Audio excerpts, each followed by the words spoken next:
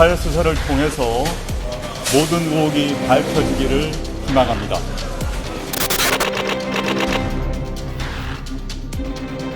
명확하게 법무장관 자격 없다, 조국 후보자 사퇴하라는 거거든요.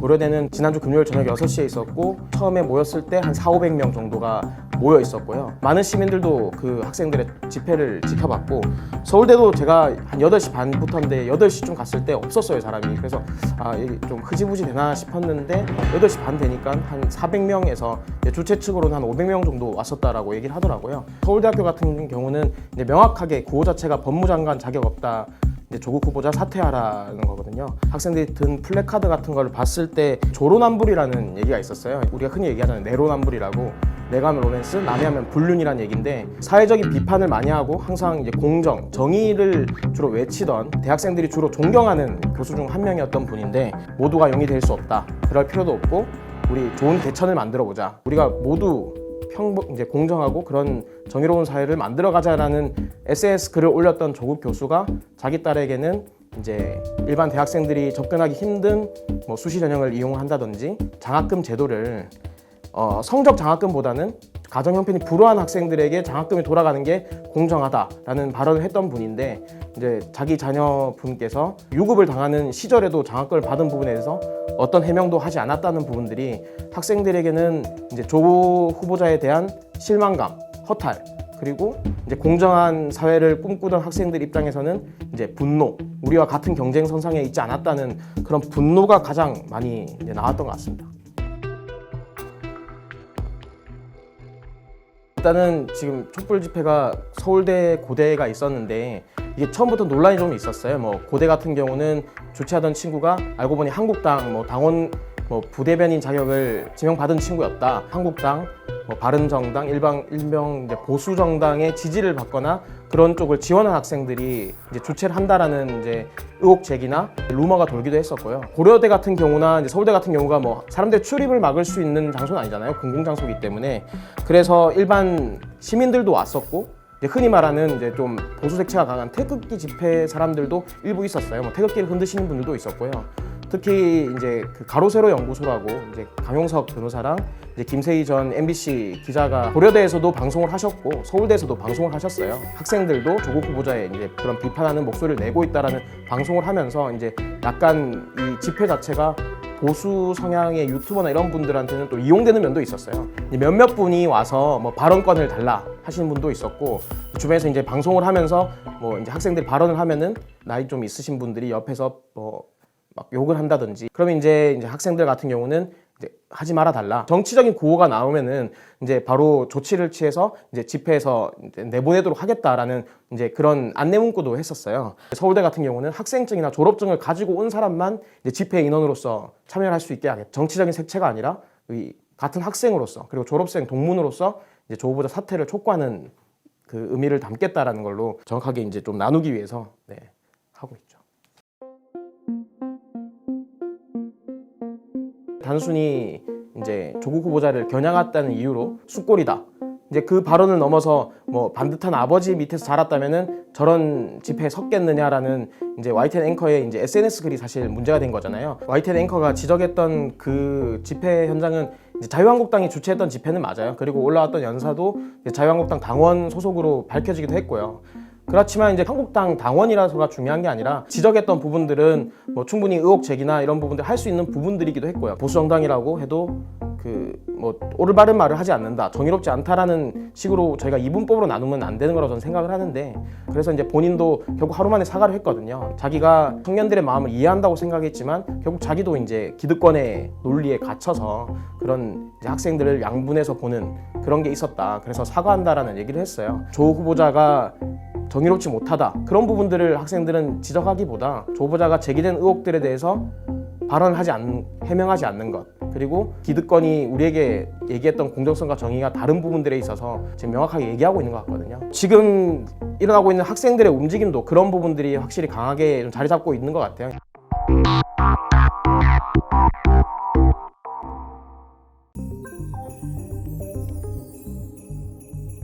조 후보자 측에서 발표한 그 자료에 근거해서 보면은 논문을 직접적으로 기재를 하거나 딸 조모 씨가 논문의 제1저자로 등록됐다거나 또는 논문 원문을 제출한 사실이 없다, 이렇게 세 가지 주장을 조 후보자 측에서 하고 있습니다. 이를 입증하기 위해서 자기소개서 그리고 생활기록부 일부를 공개하기로 했는데, 단국대학교 의료원 의과학연구소에서 인턴십을 하면서 나의 이름이 논문에 오르게 되었으며 라고 적혀 있고, 생활기록부를 보면 24일 동안 단국대 의과대학 소아청소년과학교실에서 유전자 구조, 또 효소 종합 반응, 또 환자의 검체를 이용한 효소 종합 반응 실습, 또 유전자 다형성에 관한 연구 참여, 이렇게 상세하게 적어놨어요. 그러니까 논문 일저자로 등록됐다 이런 표현은 없고 실제로, 그리고 논문 이름이 무엇인지 이런 것도 없고 논문 원문을 제출한 사실도 없다는 주장에는 일단 뭐 틀림은 없어 보이나, 실제로 이제 입시 전문가들한테 정말 이렇게 적으면은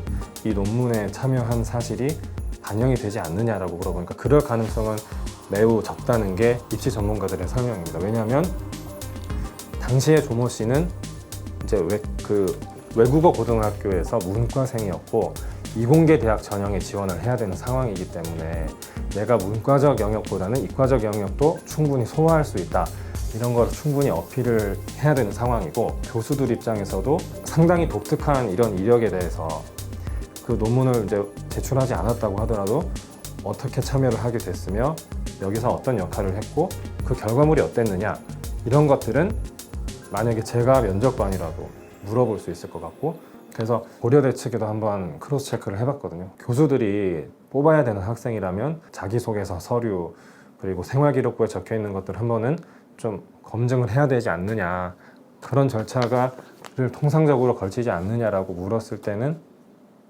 답변을 제대로 하지 않고 지금 확인 중이다, 이렇게 말하고 있습니다. 지금 조국 법무장관 후보자 딸의 이런 입시 특혜 의혹에 대해서는 일단 대다수 국민들이 일단 공분을 하고 있지만, 처음에 조 후보자가 주장한 게 그런 취지거든요. 적법했고 합법의 틀 안에서 이루어졌다. 근데 그 지점이 시민들과의 시선이 엇갈리는 지점이거든요. 이게 물어보면, 학생들에게 물어보면 내가 할 수 있는 거는 주말에 가서 문제 한 문제라도 더 풀고 점심시간 아껴서 선생님한테 질문 하나라도 더 하고, 이런 것들인데 이제 전혀 다른 세계인 거죠. 그러니까 어떤 부모의 아이디어나 그런 지원 배경이 없이는 이루어질 수 없는 거고, 그 부모의 영향 없이는 대학교에 가서 인턴십을 하고 논문에 이름을 올리고 학생 개인의 혼자의 힘만으로는 어렵거든요. 조 후보자가 아니했고 좀 불철저했다라는 부분은 기회의 평등, 이런 측면에서 볼 때 또 그런 개혁을 부르짖었던 이제 본인 입장에서 볼 때 굉장히 적극적이었다고 보는 게 더 맞을 것 같습니다. 문과생의 딸을 이공계 대학에 보내야 되기 때문에 남들과 차별화 줄 수 있는 외부 활동을 시켜야 되고, 아는 지인 교수들 통해서 입시 정보, 어떻게 보면 출발선부터 다른 출발을 하게 되는, 우리나라에서 이제 개천에서 용날 수 있는 유일한 제도가 교육과 시험 입시 제도인데, 이렇게 차별적인 그런 특혜성으로 진행할 수 있는 것마저 합법이라고 한다면 실제로 주말에 학원에 나가서 하루 종일 공부하고 이런 학생들에게는 굉장히 박탈감을 줄 수밖에 없고, 이런 입시가 피부에 맞는 당사자가 고3, 고2 수험생들이거든요. 고3 수험생 중에 이제 학원에서 마치고 나와서 버스 정류장 앞에서 김밥을 먹으면서 이렇게 기다리고 있는 학생이 있더라고요. 그래서 그 학생에게 물어보니까 자기가 아등바등 하면서 버티고 있던 그 마음의 끈이 탁 하고 풀어지고 끊어졌다. 이 말이 되게 마음이 아팠어요. 그러니까 인내하고 버티고 열심히 하면은 나도 잘 될 수 있다라는 믿음이 순간적으로 무너져 내린 그런 표현이 아닌가 싶고, 합법과 그런 절차의 틀 내에서 이루어지긴 했지만 어떤 정보의 차이에서 오는 그런 괴리감, 또 실제로 벌써부터 그래서 고등학생들이 이제 어떤 기회의 불평등과 계급에 대해서 인식을 하면서 좀 씁쓸하다고 하고, 또 저희가 의대에 보내고 고등학교 2학년 두 자녀가 있는 어머니를 만났는데, 내가 만약에 조 후보자처럼 좀 전문가 집단에 속해 있고 그런 고급 정보를 줄 수 있는 지위에 있었다면 내 아들이 조금 덜 고생했을 텐데 괜히 이제 보내놓고도 미안하고 좀 쓸쓸하고 마음이 헛헛하고 그런 부분이 좀 있었다고.